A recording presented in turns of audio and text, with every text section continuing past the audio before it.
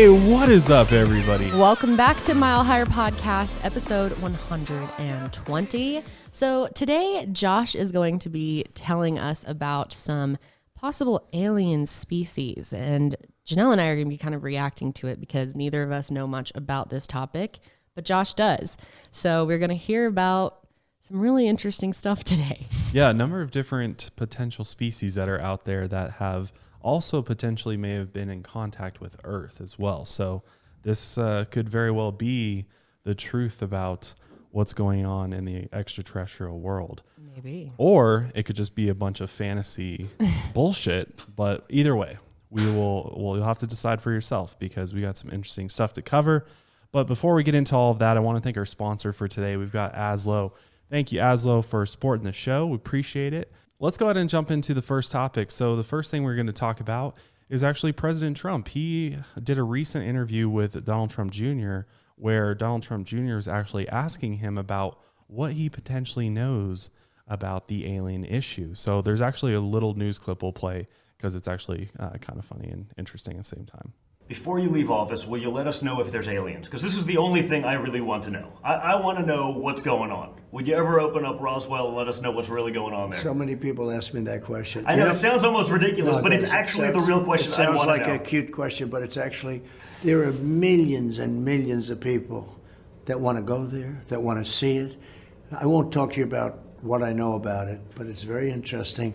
But Roswell's a very interesting place with a lot of people that would like to know what's going on. So you're saying you may declassify? Oh. You'll take it? Well, I'll have to think about that one, right? So thoughts on what does he just know? said? Either he is just can't like put words together in a sentence because it is a little confusing by what he said because he the way he talks about this is as if there's something in Roswell that's hidden there. Yeah. And it's interesting that it wasn't really about Area 51 because we all know. I think he was kind of confused. Yeah, I think he was confused too. I think they're both confused about Area 51 versus Roswell. I think Donald Trump Jr. was referring to Area 51. Like, what's in Area 51? Everyone wants to go there and see it. Yeah, but Go to then Roswell.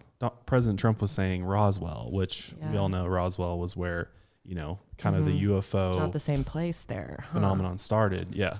It's not the same place. And the likelihood of there actually being anything in either of those places at this point are probably slim to none. Yeah, most people that really know anything about the alien community and kind of what's out there know that it's very unlikely that they would still have anything in a hot spot like Area 51. There's probably still something there, but they're not holding like the main secrets or aliens like Donald Trump is kind of leading to. At Area 51. Wouldn't that be pretty foolish? The one place everyone in the world thinks they are, that's where they keep them. Yeah, it's not there. I could tell you that right now. It it's probably seemed to me not like there. he didn't really know that much. Like he kind of wants to know. I mean, according to a lot of like experts out there and people who speak on this topic, oftentimes the president doesn't get to know a lot when it comes to this type of stuff. You have to have a certain clearance, and the president is only of a certain clearance. A lot of people don't know that. There's a lot of people above the president that decide whether or not the president gets to know information.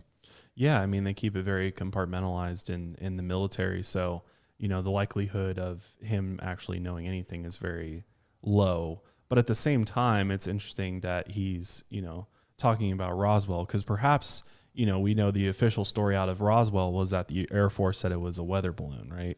It wasn't, flying saucers that crashed. There was no bodies recovered. But the way that he was kind of talking about it in that clip made me think maybe he knows more about just Roswell in general that, maybe the public doesn't know, or he has been told that it wasn't a weather balloon like we told. I mean, that seems like pretty basic now, if you've explored this topic at all, you kind of, believe that it wasn't a weather balloon and it was in fact extraterrestrial vehicles that in fact crashed near Roswell, not, a weather balloon. So I don't know. It's interesting because every new president, people always ask him, like there's a clips from President Obama and Jimmy Kimmel was asking him about Area 51. They Bill asked Clinton. Hillary Clinton about it as well. And Bill talked about it a lot on like late night shows. He would tease that he knew some shit. But I feel he like they never all spoke on kind of it. react the same. Like every time a politician's asked about it, they're kind of like, and they like play it off because I don't know if that's just because they have to play it off and act like they don't know, or if it's because they really don't know, like you were saying, how the president, is not he's not, what what is the word, educated on every little detail about everything that's going on in the government and in our world and society as a whole. So, I mean, maybe the presidents do know some, but do you think that they have all the information? And do you think that Donald Trump really knows what's going on at Area 51 and Roswell like he says? Probably not, because again, it's probably not happening in those places anyways. Exactly. And I think he doesn't want to seem like there's information out there that he doesn't know. Yeah. You know? Well, and plus it's fun to play like, ooh, I have information that I can't tell you, but I'll kind of dangle it here in your face. And, Donald Trump just like, tell me what it is. Yeah. He's like, Daddy, tell me the secrets. But reality is he probably doesn't know all that much. I mean, again, when you're a president, you do deal with national security issues and things like that. So, what we've talked about in the past with the Pentagon's study of UFOs and all of that, he probably does know a decent amount, at least what the public knows, and then maybe a little bit more than what we know as far as the national security issue the government is putting forward in relation to UFOs. So maybe there's something there that he knows that he's, keeping from us. He might have some tidbits. But I don't think he's going to be the president that's going to spill the beans on all of the extraterrestrial phenomenon. So, but speaking of aliens and the government, NASA is really stepping up their resources in the search for extraterrestrial life. So recently they came out and said that they are going to be giving Harvard and some other institutions who are all working together on a new project to start scanning the skies for technological signatures from alien civilizations. So they're going to start funding some of these projects that these universities are doing it and other institutions like SETI and things like that. So what they're going to be doing is they're going to be scanning the skies for these techno signatures, which are going to be looking for different things that could signify that there's some type of civilization out there, which some of these signatures might include industrial pollution of atmospheres, city lights, photovoltaic cells, megastructures, or swarms of satellites. So with NASA's help, Harvard and these other institutions are hopefully going to be able to look for places in the universe that could be potentially inhabited by other civilizations via these technosignatures. So looking for light reflecting off of a mega structure like a Dyson sphere. I think I've talked about that before, where an advanced civilization could actually build an artificial structure around a star in order to harness its energy. So they're going to specifically be looking for things like that, where, or polluting gases coming off of an atmosphere or something like that. So they're stepping up the game as far as looking for aliens at this point. Well, what if their alien race is so evolved that they don't have any pollutants? Well, that's the thing is I think, and we'll talk about that today. This is great because a lot of these alien species we'll be talking about are far more advanced than what scientists and NASA are assuming civilizations are going to look like. They're assuming comparing them to us. They're really, they really are. They're Just comparing to, or just a more advanced version of humans, like 1,000 years in the future, we'd still be using this type of technology. But the thing about it is they're not taking into account the consciousness part of it that we'll get into today and the dimensions and all of that. So with that being said, let's move to this last little study that was recently published that talks about how there are likely 36 active extraterrestrial civilizations in the Milky Way galaxy alone. So this study was published in the Astrophysical Journal, and it argued that it is reasonable to estimate the amount of different alien civilizations can be calculated by using Earth-like planets as a variable in a mathematical equation. So they think that there's 36 in the Milky Way alone? At least 36. That's crazy. Based on using like the Drake equation and some other equations in order to look at how many Earth-like planets are there. And then if you plug that into the equation, then it kicks out at least 36. At the very minimum, would have to have civilizations on it and life and probably some type of intelligent life on it. That's really, really hard to wrap your mind around. 36 just in our Milky Way. So how many are in the entire universe? Thousands, potentially. So even at the lowest estimate, if there was 36 within the Milky Way, and then there's millions of galaxies in the universe, there's probably more than that, but just roughly, like, even if there was 36,000, within just this little section of the universe, like, that's a lot of different intelligent life out there. That makes this episode even more interesting to think about, because the likelihood that there are other races is very high. And to think that we're the only species is just stupid. I mean, we know that. In the universe, come on. Yeah, and I mean, even in our own galaxy, I mean, the Milky Way. I know. And if you look at how big the Milky Way is, and just even how big our solar system is. Doesn't it make you think about how ridiculous it is that we have separated ourselves so much on this planet when we are all the same human race, and we've like categorized ourselves so much? Meanwhile, there's all these other alien races that are truly different from us, like as in they could be a praying mantis type body.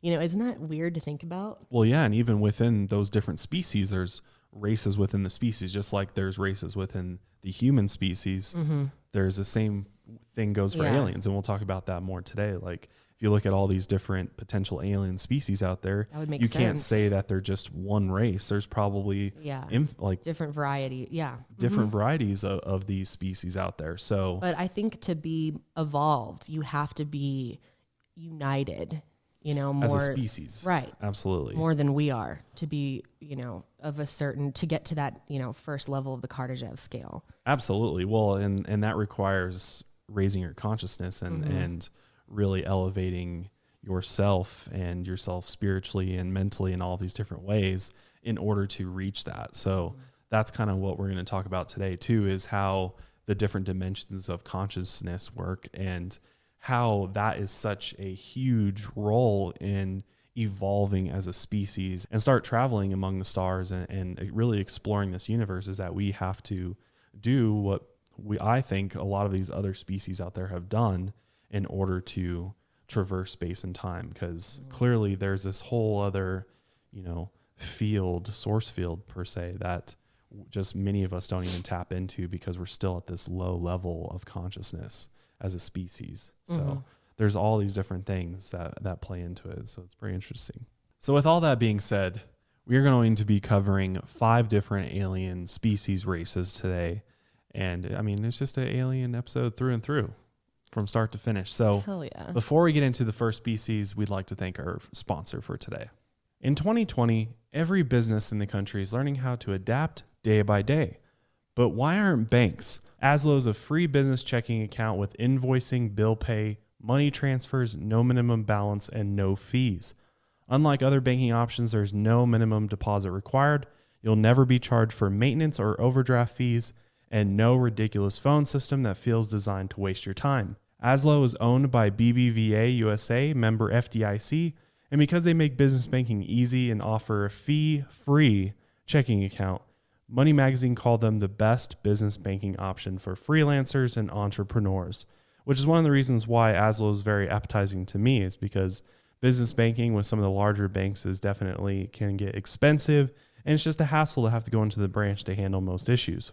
So if you're a small business that is not happy with their banking solution, then Aslo is where it's at. Sign up right now with no minimum deposit at aslo.com/milehigher and get a free copy of Aslo's Small Business Starter Guide. Again, that's azlo.com/milehigher and sign up with a free Small Business Starter Guide and no minimum deposit. All right, so first things first, I want to talk a little bit about this book that's out there on the internet. It's called The Secret Book of Alien Races. And I found this probably a year or two ago.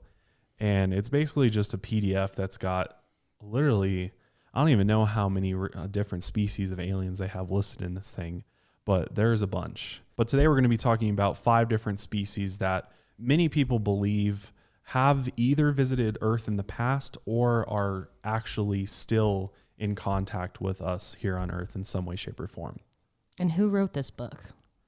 So this book, nobody really knows who wrote this book per se, but because it actually was in Russian when it was originally found. Oh, wow.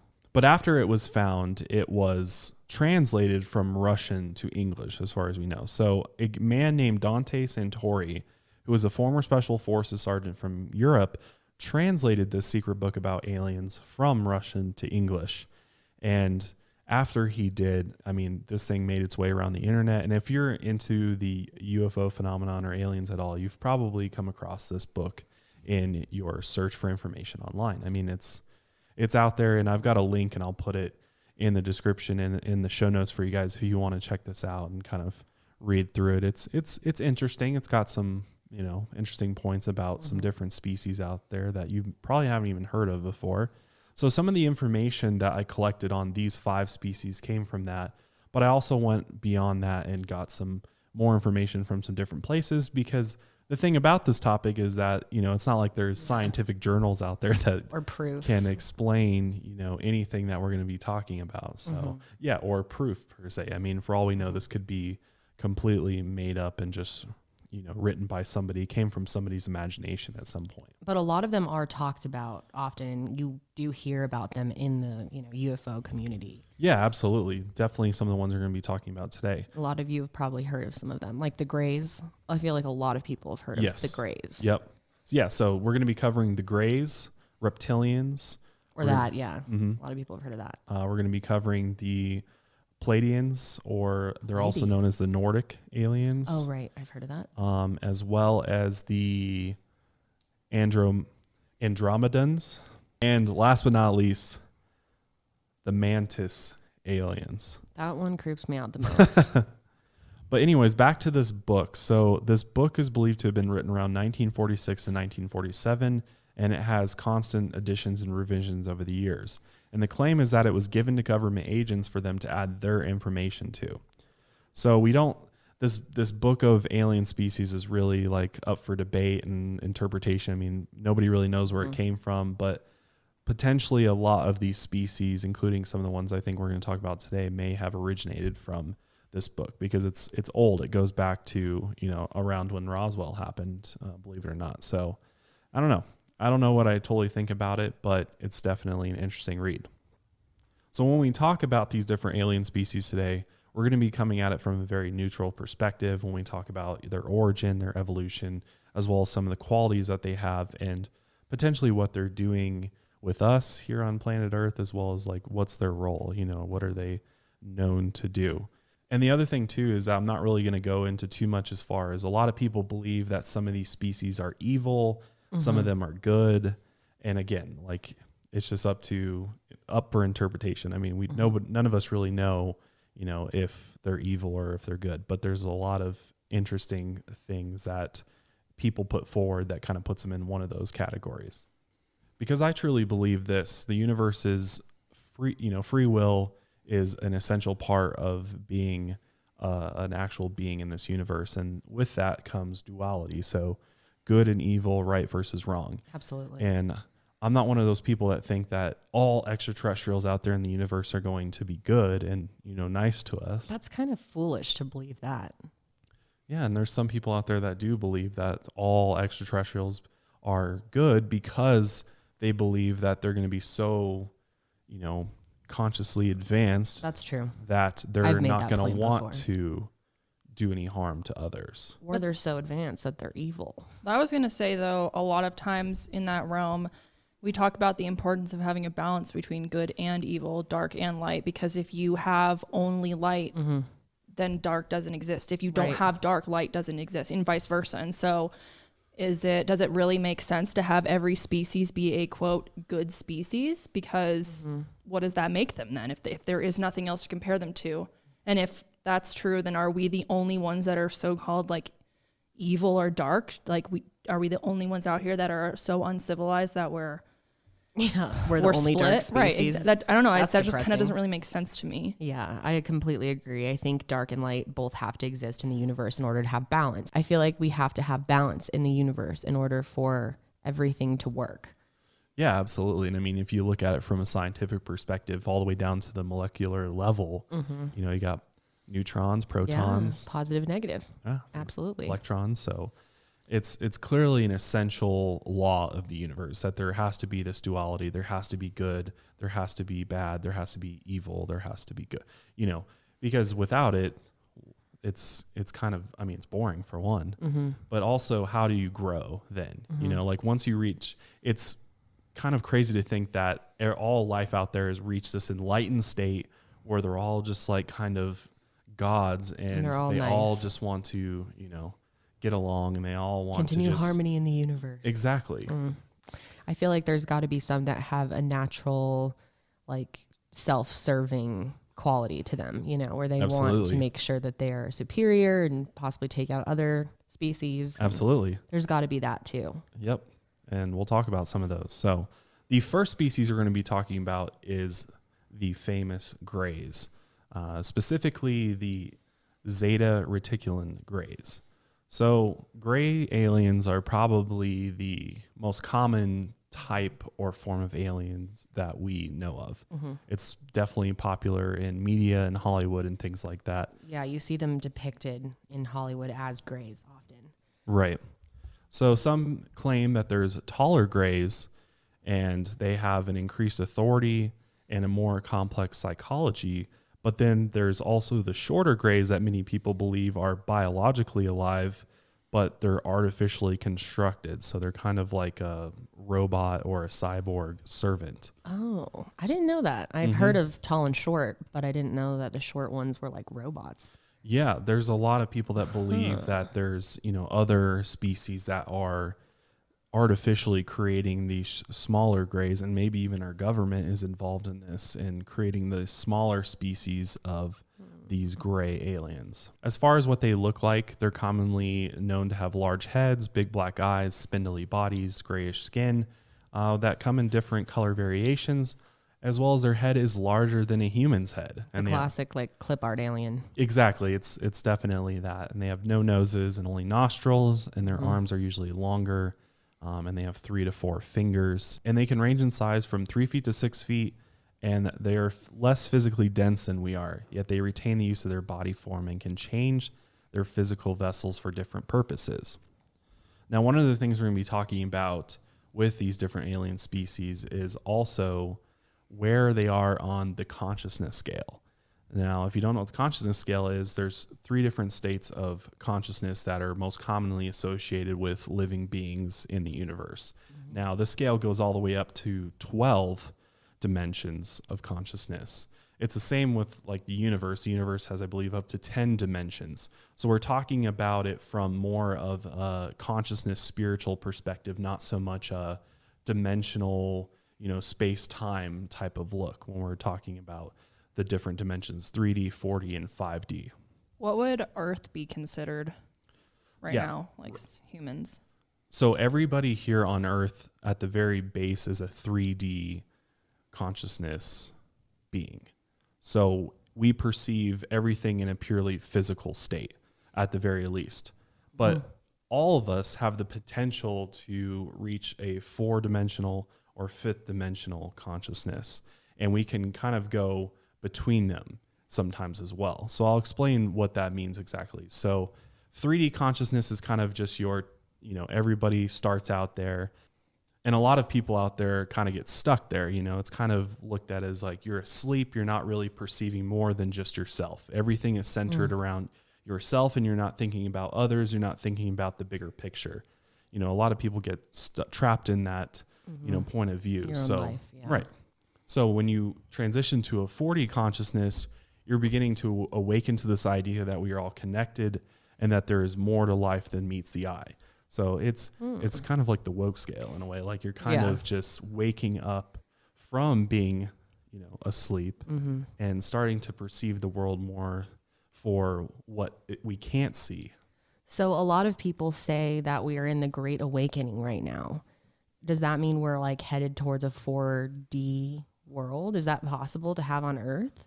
Well, yeah. I mean, so as a species, you can collectively reach a 4-dimensional state, a 5th-dimensional state, and even higher. Some of these species out there in the universe have godlike consciousness. You know, they have this ability to, you know, nothing in the physical world prohibits them. Like they're able to communicate telepathically. They're able to move through space and time at will, and they can change their forms of their bodies. They can do all of these crazy things that we think is magic, and it's just they have achieved a higher dimensional state. Because if you think about these different dimensions, and you think about the people that are, you know, in a 4-dimensional consciousness, a 5th-dimensional consciousness, if you look at monks, for example, Buddhist monks, they are definitely at a 4 or 5 or even higher dimensional consciousness because of their ability to,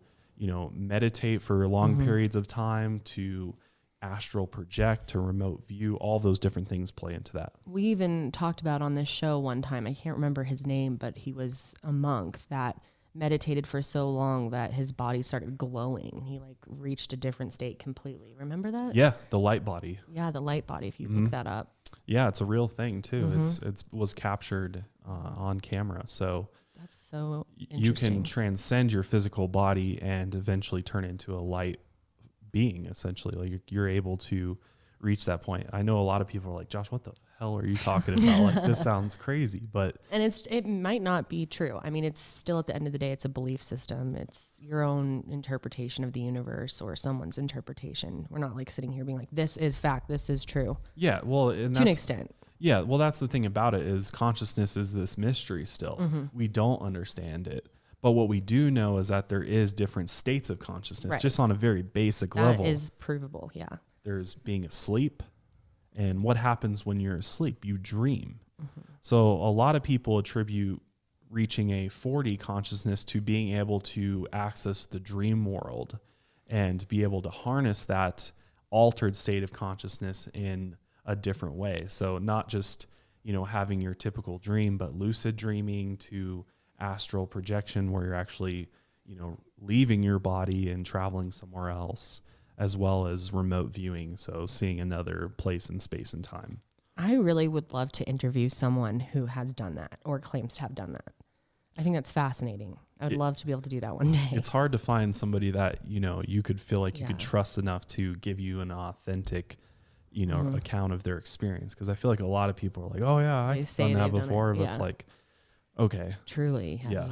Yeah. And that's the thing, is how do you determine that? So you kind of have to go with people's word. But yeah, it's definitely very interesting. So this fourth dimension is the dream world, like I said, but it's also called the astral plane. It's a dimension that is less dense and much more fluid than the third dimension, but still hosts the illusion of duality, and the ego can also exist here. So that's a part of it too, is like when you achieve, different states of consciousness, your ego, starts to dissolve, and you can reach these different states of consciousness via tools as well. So psychedelics, ketamine, ayahuasca, ketamine. There's lots of different substances that can help you achieve a 4-dimensional consciousness, or even a 5-dimensional consciousness, where 5-dimensional is there is no self. Like you have fully accepted that. The best way I like to describe this is Jim Carrey.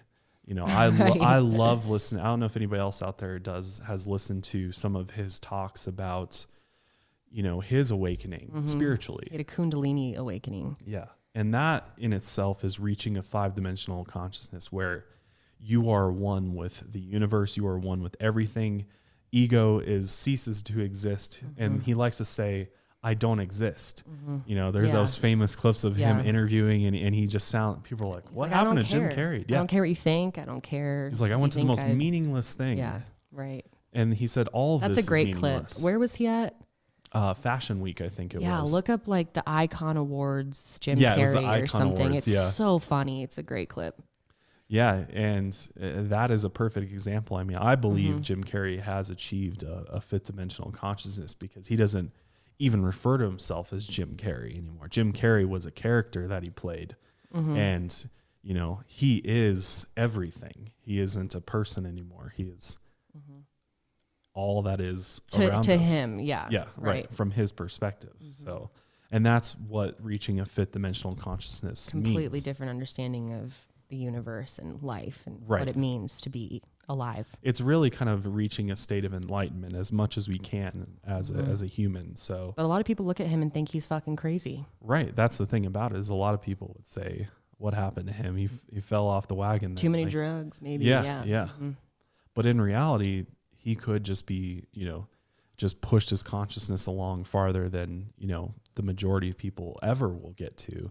So it's easy to just be like, oh, he's crazy. But in the end, he might be, more advanced than we are. So it's interesting, especially when you talk about these different species. So back to the grays.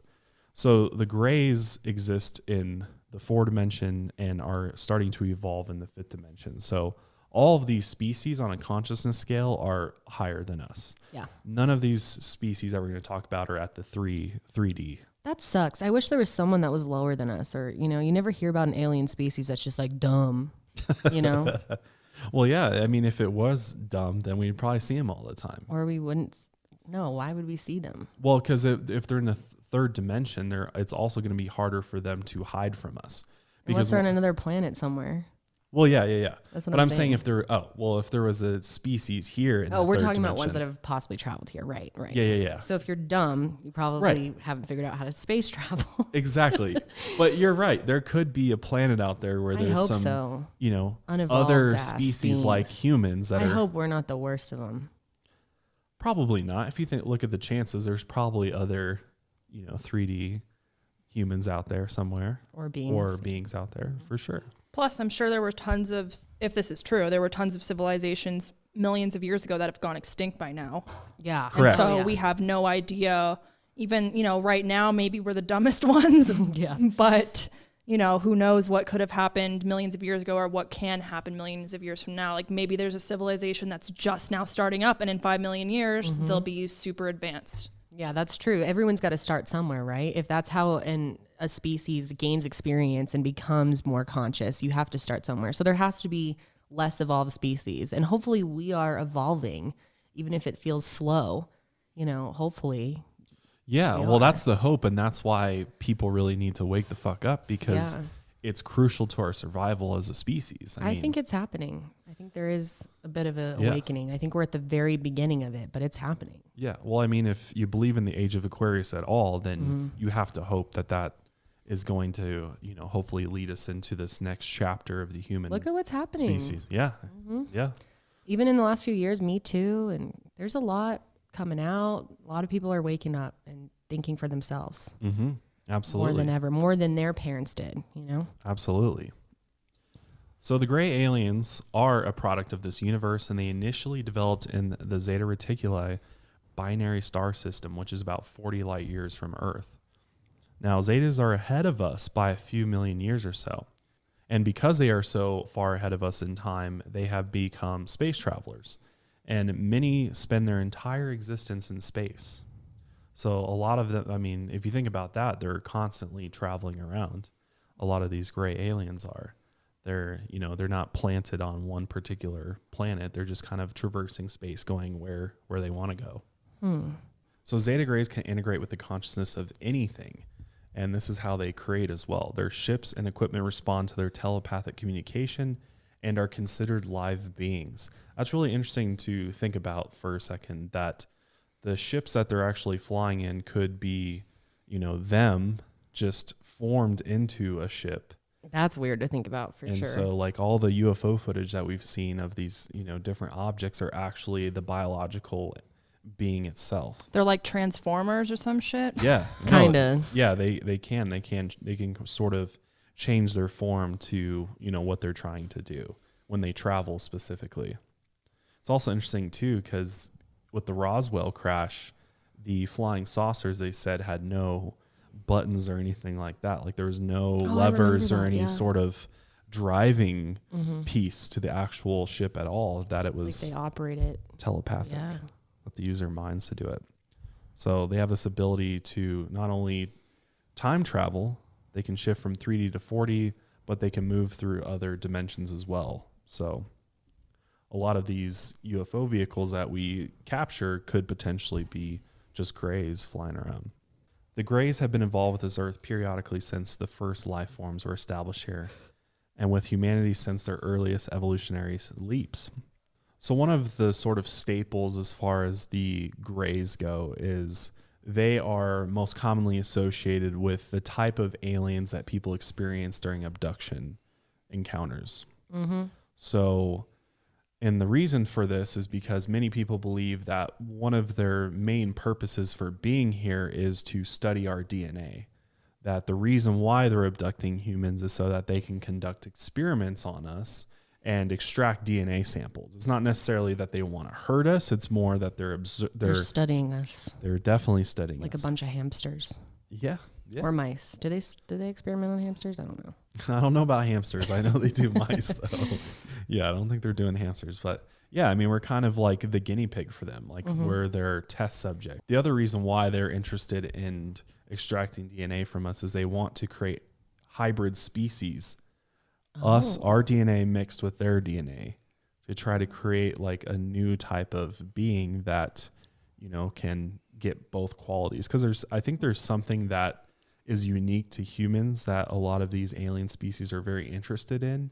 I don't quite know exactly what that is. I don't know if you can think of anything off the top of your head that they would want from us that, you know, they don't have. Maybe our empathetic abilities. Maybe we have sensitivity that they don't. Or good looks. I don't know. Like, I don't know. Maybe they like how we look or something. So, but that's what they're most commonly associated with, is experimenting on DNA as well as alien abductions. Some of the other evidence for gray aliens existing goes back to, we've been talking about Roswell and this project called Planet Serpo. Now, we don't know for sure if this project really happened or not, but essentially what happened was that after Roswell, we retrieved the craft and we retrieved bodies, both dead, but we had one alien that was alive that we captured. And according to this Project Serpo exchange, we actually were able to communicate with this being that survived the crash at Roswell, and we were able to figure out where they were from, and they told us that they were from this planet called Serpo in the Zeta Reticuli star system. And according to this conspiracy, I guess it's kind of a conspiracy, they actually sent humans to planet Serpo, and they brought, you know, because they brought people here. So that's another topic for another day, but it is interesting that the grays are associated with that. Could that also kind of tie into the whole Rh negative thing about how you were saying they're using our DNA to try and make like a hybrid species? Is that maybe what Rh negative is? I think Rh negative goes back even farther than that. I think it goes back to a different species. And we've talked about the Anunnaki before. I think Rh negative goes way back to like the origins of human civilization. Like this DNA situation that they're doing is just purely experimental, because they are trying to cross DNA together in order to create new beings that can help them. And some people say that they can enslave and things like that, but I think it's more of like a, you know, more just interest in studying us versus. And this is just what we've heard. Yeah, I'm just giving you my opinion. But one of the most credible pieces of evidence for the Zeta Grays is from Bob Lazar, actually, because in 1989, when Bob Lazar came forward, we did a whole episode on Bob Lazar and all of the information he gave us about Area 51, right? We didn't even know that Area 51 existed until Bob Lazar came forward. But Bob Lazar made a statement that said when he was working on this, you know, flying saucers, this craft that they had, this extraterrestrial craft, he said there was some paperwork that indicated that this UFO was from the Zeta Reticuli star system. How they obtained that, I haven't the slightest idea. It wasn't just from the Zeta Reticuli star system. It was what they called ZR3. It was a third planet in that star system. There was no other information about it other than that's where the craft supposedly came from. So that's coming from Bob Lazar too. And if you think Bob Lazar is credible at all, then you have to believe that that's a real true. Deal, man. Yeah. So to me, that's pretty good evidence to suggest that we have been visited at least by extraterrestrials from the Zeta Reticuli star system. So I think there's a very good possibility that grays really exist. What the fuck is this picture? That's the scariest shit I've ever seen. My dreams are haunted. This is interesting. So this picture is actually from an 1895 German gynecology manual. What? Shut up. Yes. No joke. Up. That scares me even more. So a lot of people think that this is further evidence that people knew about grays even before the 1900s, back in 1895. Because do these look like aliens or do they look like humans? Like a weird mixture of both. They're so scary. I hate them so much. They look like weird bird people. But they kind of have like the elongated heads and all of that. Ugh. So, and this is from 1895. Wait, so why was it a gynecology thing? Well, there's other images too that show them doing different things, like spreading Ew. their legs and things like that. What? That was written in this German manual. What the fuck? And they had this picture in there? Yes, and there's other ones that look like they're stretching and doing weird things. Okay, that's the weirdest shit I've ever seen. I hate it. Yeah, to me, I'm like, if that was supposed to be a human, they could have did a slightly better job, right? That does not look too human-like to me. But moving on, let's talk about the fucking reptilians. So only about 20% of alien abductees describe reptilian encounters. And still, according to some of these reports, Earth-dwelling reptilian beings, or reptoids, are humanoid and stand about 6 to 9 feet tall. Their human-like bodies are very muscular with long arms and legs, 3 long fingers and 1 thumb on each hand, and their skin has a dark green or brown scales. And according to some reports, they have tails. So the rest of them just kind of looks like your standard reptile. They've got, the slits, and they've got the fucking snake eyes, and they're creepy as fuck. So they can change into humans, right? They can like transform themselves. Yes, that's like one of their abilities that they're known for is shape-shifting. That they have the ability to become whatever. A lot of people think a ton of celebrities are actually reptilians. Right. Like Justin Bieber and Lady Gaga, Beyonce. And a lot of political leaders too. Yeah. Oh, yeah. Most of the That's what they elites, think. pretty much, they believe are. Which maybe, who knows?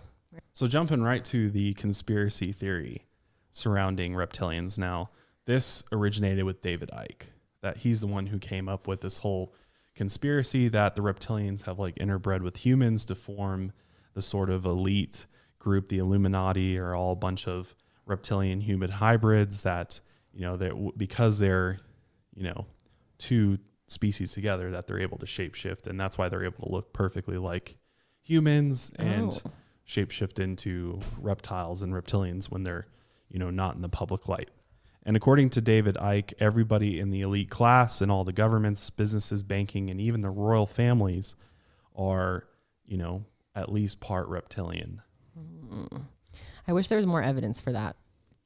Well, and there is some evidence that he puts forward. I've seen it. Yeah, I've seen him talk about this. There's stuff specifically related to the Vatican that's pretty interesting, but I want to say we'll save that for a Vatican episode, because it is actually really creepy to think about that there is some definite, symbolism there that ties back to reptilians. Just thinking about there could be a species that can transform themselves to look like humans is a really scary idea. It is. I mean, I see why people are so interested in this possibility.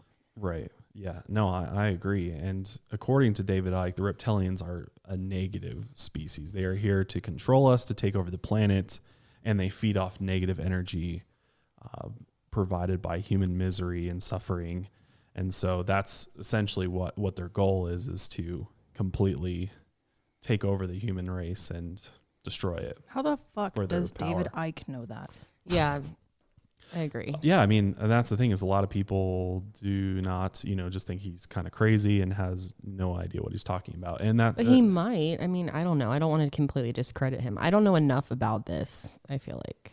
yeah, I mean, you'd have to like look at his evidence he put forward in his book and his, different things. I mean, he's got some stuff in there that's interesting. And that's the thing, is like it's bits and pieces of things that That's such a good when he point. puts it all together, he makes a very bold conclusion that this is what's happening. And that's how it is with a lot of conspiracy theories and ideas out there, is there is bits and truths that are part of the story as a whole, but is the overall conspiracy true? Sometimes you don't know. Yeah, that's exactly right. We don't know. And I think it's dangerous to just go all in on a conspiracy theory when, there's just bits and pieces of truths there mixed in with a lot of bullshit, Right. It's really hard. That's why you can't, don't think you can go full in on everything. So, Because it's a slippery slope before you believe every single thing. right. And everything can't all exist at once, Right. So he believes that there's these draconian reptilians that are essentially running the planet. So as far as where reptilians come from, many people believe that they originated from the constellation of Draco, and that perhaps, the old ancient astronaut theory, we've talked about that with the Anunnaki and all that they actually brought them here to sort of oversee life here on Earth. They're kind of looked at as the overlords. Like they're the species that is controlling everything, including us humans. So that pretty much sums up the reptilian alien species for the most part. They're overlords, they're aggressive, and they're likely don't have our best interests in mind. But let's move on to the Pleiadians, or it's pronounced a lot of different ways. They're also kind of known as the Nordic species because they look like people from Norway and Sweden and those different places. They're supposed to be blonde with blue eyes. Yes. Kind of look like people. Yeah, they sorta. They look exactly like people, just more beautiful than we are. And they have more perfect bodies, symmetrical, and they have this luminosity to them. Like they kind of have a glow to them because they have a higher dimensional frequency. Kind of angelic. Yeah, exactly. And they're supposed to have originated from the Pleiades star cluster, and that from a dimensional perspective, they exist from 3D to 9D, which I doubt there's any 3D. So 9D meaning that they are, almost like some of them could be almost like gods at that point. I can't even wrap my head around that. 9D. I know. But as far as their evolution goes, they supposedly evolved millions of years ago as one of the early races of what we would call humankind. And they're one of the first forms of humanoids, really. I mean, they've been around far longer than we have. And some have said that their DNA have been used in order to develop many human beings in this universe, including those of our solar system on Venus, Mars, Maldek, and Earth.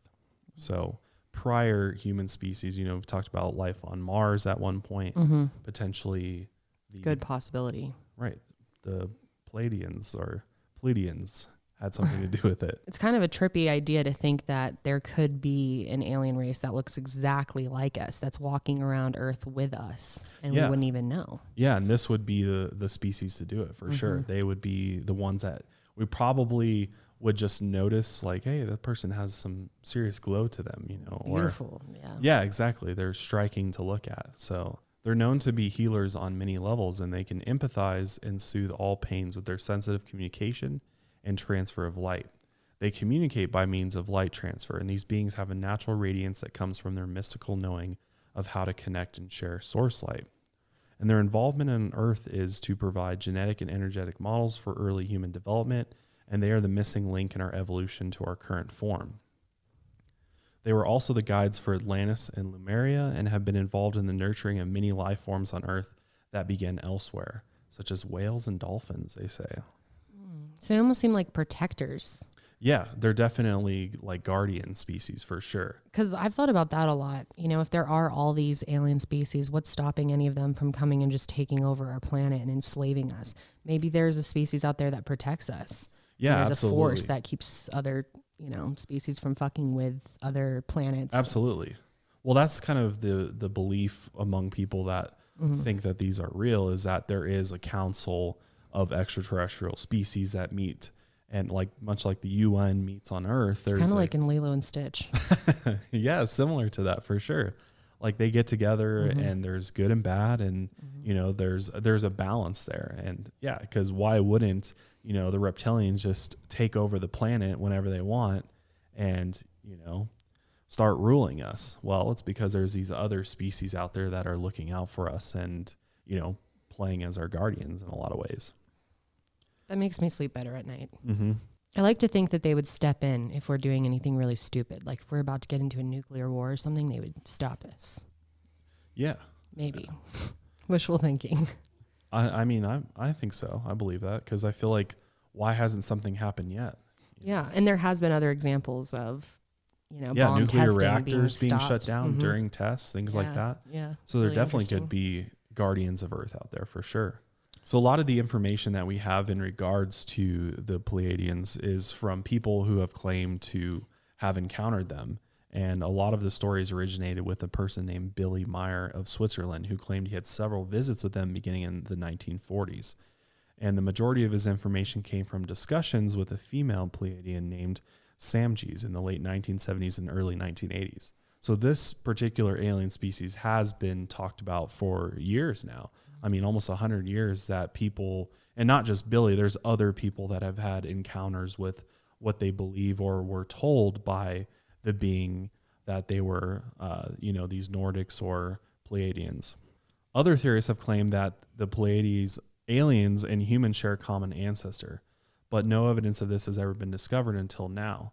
Due to the aliens' exceptionally fair appearance and above average height, the Northern European races, particularly the Scandinavians, have long been hypothesized to be the closest hybrid race of humans and these Pleiades aliens, which would make a lot of sense. I mean, they definitely look very, very similar in physical features. Now, this is really cool. This is an actual artifact that was recently discovered that dates back 3,600 years, and it's known as the Nebra Sky Disk. And it was discovered in Germany, and it provides a clear star map to the Pleiades star system. And a lot of people believe that, being found in this part of the world, in this close to the Scandinavian area, that it could perhaps relate back to this alien species. So this particular disk was found in 1999 by 2 previously convicted treasure looters, and it was seized by authorities in 2002 along with other Bronze Age objects in a police operation in Switzerland. And clearly, when you look at this thing, it's a map. It's a night sky, and specifically in there is the Pleiades star constellation. So and this is 3,600 years old. Here's yet another artifact that is ancient, and it is showing us clearly these different, it's an astrological map on this disk. It's weird that it shows Venus, Mars, and Mercury. Well, see how it's sectioned off? Mm-hmm. So, okay. Yeah. So there's different stages to this map. So in stage 1, a sun disk and a crescent moon are etched into the chart. A star system, most likely the Pleiades, is clustered in between them. The 2 arcs were added at the horizons of the map and at their axis point of 82 degrees, which is made to match the winter and summer solstice. And then a sunship was added at the bottom of the map to help with the navigation of sea journeys, using star alignments as markers. And then 40 holes were punched into the diameter of the chart, and it was buried in a pit in East Germany around 1500 BC, approximately. 1500 BC. That's so fucking old. They had a literal sky map, and they knew of the Pleiades star constellation. The fact that they even knew about these planets is so weird. I mean, how would they have possibly? There was no telescope. Not a modern one by any means. Yeah, and probably not any sort of device like a telescope. No. So again, where does this information come from? That's the biggest mystery to me is how did these ancient cultures have this astrological information? Yeah, it's so accurate. A lot of them had star maps and things that they just shouldn't have known about with how advanced we are told they were. Yeah, and how long it took for us to just discover shit in the night sky. Like, seriously. It took us a long, long time, yet they had this in 1500 BC. So, yeah, there's definitely a good possibility that there are these Nordic aliens or Pleiadians out there. And maybe this artifact is something to do with it. Maybe that was left by them or given to us by them a long time ago. Now, the next species we're going to be talking about is the mantis. Oh, this one creeps me out so much. Or the mantids. Yeah, this one creeps out a lot of people to think about. Well, I think one of the reasons why people are especially scared of this species of aliens is because imagine coming into contact with a 6 to 8 foot tall mantis being towering over you that could kill you or eat you. Or well, if it was as big as us and it had the strength of a small praying mantis, then it definitely could eat us. Probably eat our head right off. Yeah, that's what they're known for. Yeah, I mean, they are carnivores, so that could definitely be a possibility. So these mantis species look exactly like a much larger version of the insect, also slightly altered a bit to look more humanoid as far as their body goes, but their heads are the main thing that people say look a lot like the praying mantis insect. Yep. Like a beak. Ugh. Yeah. Oh, these ones creep me out so much. I'm surprised they creep you out that much because don't you love praying mantises? You always say how fun they are. But not 6 to 8 foot ones. I mean, the actual insects are really cool, but they're not going to kill me. These guys don't look too nice, and I hear they're not, right? Can't they be vicious? Yeah, well, I think a lot of people commonly associate them with the reptilians, that they're kind of working hand in hand with them here. It's also believed that the mantis species comes from the same Draco star system as the reptilians. So they're kind of neighbors, or maybe they inhabit the same planets together. Like, the main theory or belief is that they are working together and their collaborative effort in order to take over, species and other planets. So it seems like if all this is true, then there's got to be some type of like war going on, or like disagreements. Or there has been in the past even, and that maybe there's some type of treaty right now. Because everyone has different interests, it seems. Yeah, I mean, well, I think it's, people want to control things. They want to have power over, areas of space. So I don't know. I don't think we really know the real reason why, if this is real, they would be, doing this.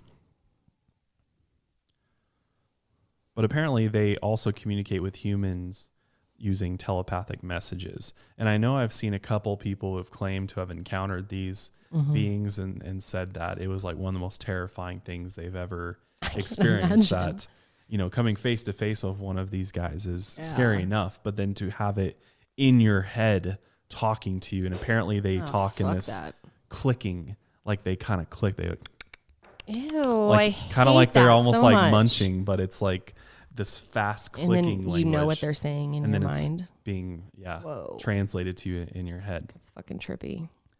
But they're also shapeshifters, and they use advanced technologies to create a field around their bodies to make them appear human. They're also masters of sound and color, and they're able to create bubbles like force fields around their bodies in order to travel through time and space. So they're highly advanced on the consciousness scale. So is that what we're seeing when we see orbs?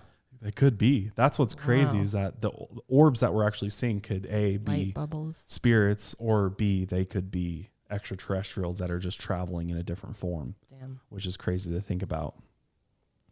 But as far as their involvement with Earth, one of the common beliefs out there is that the mantis are assisting and in many ways overseeing the Zeta Reticulan hybrid program and human spiritual advancement project. Like the Zetas, they are asked by galactic councils to participate, and they are assuring that universal principles are adhered to, as well as giving their expertise in frequency alignment. And they are the artists in the hybrid process, if you will. They often are seen in the background during abduction experiences, and these are usually 4 to 5D mantis beings, but they are tuned into guidance from their higher dimensional kin who play a part in spiritually guiding them. And prior to this recent involvement, mantis have had little to do with Earth, other than gifting the planet with the praying mantis insect that has since evolved into many glorious colors. And these little creatures, even the little guys, hold special energy of their mantis parents. Wow. That's cool, huh? That is really cool. That makes me want to own one. If you think about that, yeah. You want to own one of them? I do. I've always wanted to own one. We should get a praying mantis. That'd be cool. You have no idea how many hours I've spent watching praying mantis. They're so videos. Cool, man. They're so powerful for a little, and they're not scared of anything. They just attack. The way they move is really fascinating. And they move, and the way they attack is just with such precision. Like they move their arms. Yeah, they're crazy little buggers, that's for sure. But there's actually even been crazy little buggers. Gotcha. No, but what's interesting too is that there's actually drawings in South Africa and cave art of giant praying mantises. So it's like, what would be significant enough about a little bug to draw cave art of it? Wow. First of all. So, and it goes back to that they are somehow involved with the human hybrid program, that they're genetically altering us. So, I don't know, pretty interesting stuff. But the last species we're going to be talking about is the Andromedans. And the Andromedans are actually our closest neighbor as far as species go. If we're going to think about hypothetically, if there was a species from another star system, where would it be from? Or another galaxy, where would it be from? Now, the Andromedans, according to people who have seen them, have said that they are kind of a cross between, I guess, a gray alien and a human, but they're more human-like than they are gray alien-like. They're not quite as elongated and, gangly looking as a gray alien is, but that there's a different races of them within their species. And a lot of people believe that the Andromedans have been, visiting us for a long time, and that they're even depicted in ancient Egyptian hieroglyphics. Like some of the images of unknown beings that are in the hieroglyphs actually could be Andromedans. Some of those that have elongated heads too. Yeah, some of that too. But as far as we know, the Andromedans are benevolent and friendly aliens from the Andromeda galaxy. They're a telepathic race, lovers and keepers of peace and love, and they want to watch or help save the races enslaved by evil reptilians. Andromedans are noted in the Galactic Federation for their mastery of all forms of scientific endeavor. They exist from 3D on up to 12D and were on Earth some 62,000 years ago for a period of 62 years and now. We don't really know too much about their evolution. It's still unknown, but their involvement with Earth is, according to some sources, the Andromedans form part of the Interstellar Federation, known as the Council of Andromeda. And their goals for planet Earth and humanity vary from removing all hostile extraterrestrial presence to promoting the use of electric cars. Wow, I like them a lot. Yeah, they're cool. However, they always seem to have good intentions and are protective of humankind. Although due to certain findings, their presence on Earth can be traced as far back to the days when the ancient Hindu deities and the ancient Egyptian hierarchy ruled, which leaves a lot of uncertainty about their true goals for humanity. Because, here's an example of one of the races within the Andromedans, they're winged creatures. Like they have wings and can, take more of a form of an avian type. Okay. Species, which is a whole nother species of aliens as well. Yeah, the we avians. won't get into that today, but yeah.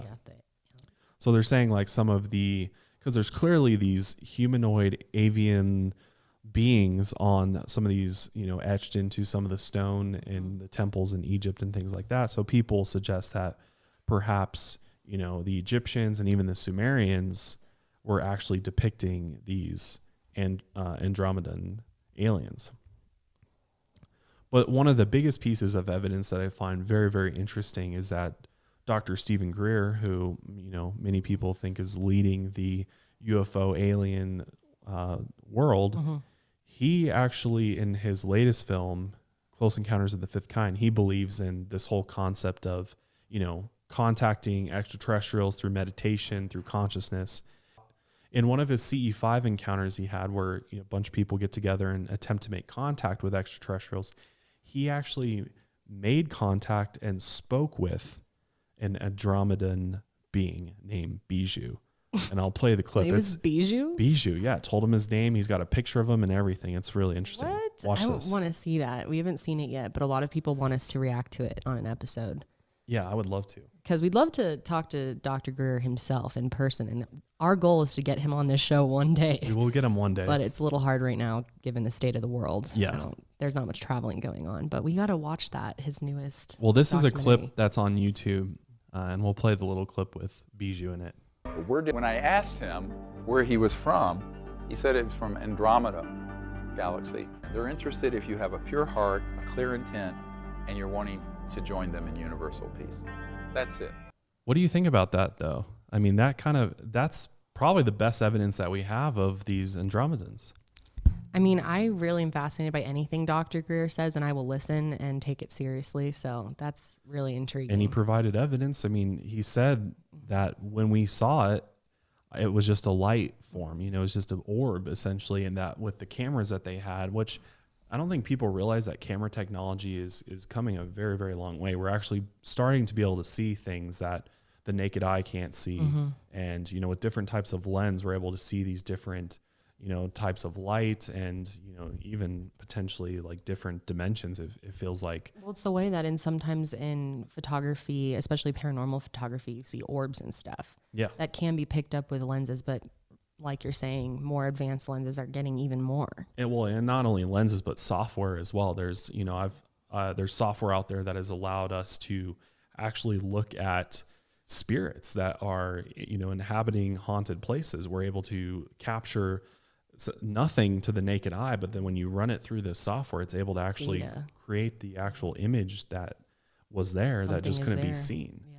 like we're getting so much closer to being able to see this unseen world where, you know, we're going to start unlocking all of these answers to the paranormal. And like with this, I mean, that to me looks like some type of being of some sort. And I mean, that did. And the fact that Dr. Greer actually made contact with it, was able to find out where he was from and what his name was. Bijou. I like that name. Bijou. So there you go. You know, there's your evidence for some of these species. And at the end of the day, I mean, we don't know for sure if any of this is real or not, but if you're a believer in aliens like I am, I definitely hold out hope that at least some of these species that we're talking about are real. You'd think there's got to be some truths here. Maybe it's not all completely as we understand it or what's out there, but there's got to be something to a lot of these claims, you know? Yeah. And so many people verify these same species keep coming up. Yeah, and yeah. It's really interesting to think about. Especially these 5. Like these 5 are some of the most popular ones out there. And, you know, if you But guys there's like others. this, then we can talk about more in the future. Because there's tall whites. There's endless avians. ones. Yep. There's Who all else? sorts of ones. There's more, right? Oh, yeah. There's way more. And again, if you want to look at some in the meantime, I'll post a link for that alien book that has all the species in it, because it's kind of an interesting read. But yeah, we'll go ahead and wrap up today's episode there. Hopefully you guys enjoyed this episode. I know it was definitely different. Yeah, it's a little out there for you sure. Got to be open-minded for this one for sure. But I think I know a lot of you out there really like this stuff and are fascinated by the prospect of extraterrestrials. And at the end of the day, even if it's not true, it's still interesting to consider and think about and let your mind go a mile higher. Exactly. Yeah, it's a lot of fun. But we'll go ahead and wrap it up there. Thanks again for joining us. Hopefully you guys enjoyed this episode. Let us know what you think. But we'll go ahead and see you guys next week. Stay safe. And stay woke.